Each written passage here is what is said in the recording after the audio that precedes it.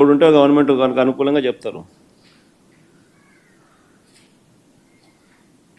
అంతే ఇంకా ఆ మనిషి ఈ మనిషి ఆ మనిషి దగ్గర పనిచేస్తానంటే ఈ మనిషి ఆ మనిషి మీద వ్యతిరేకంగా చెప్పేస్తాడు. ఆ మనిషి ఆటోమేటిక్లీ ఆ మనిషి మీద నీ ఇష్టం వచ్చిన ఆరోపణ చేసేయచ్చు, మనిషిని ఎత్తుకొని వచ్చి జైల్లో పెట్టేసేయచ్చు.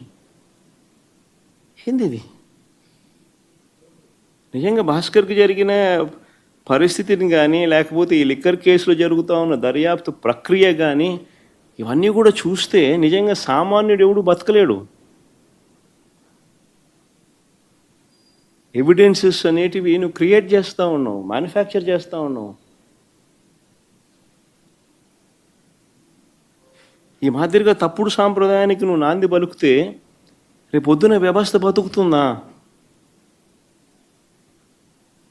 నక్సలిజం అనేది ఇట్లాంటి దానిలో నుంచి పుడుతుంది.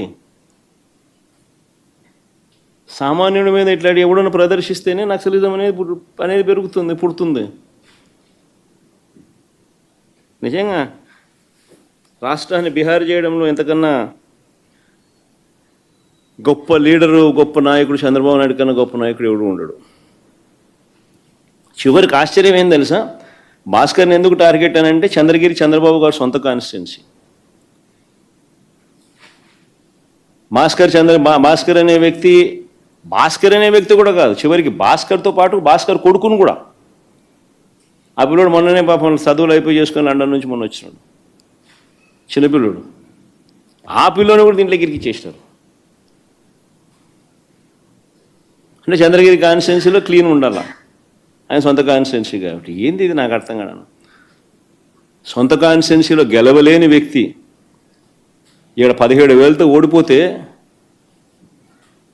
చంద్రగిరిలో ప్రజలు తంతే చంద్రబాబు నాయుడిని 17,000తో ఓడిస్తే కుప్పం పోయినాడు.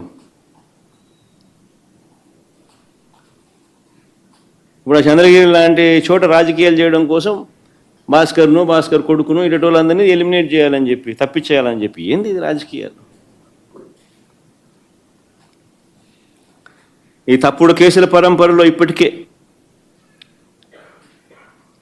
పిన్నెల్లి రామకృష్ణారెడ్డిని మాచర్ల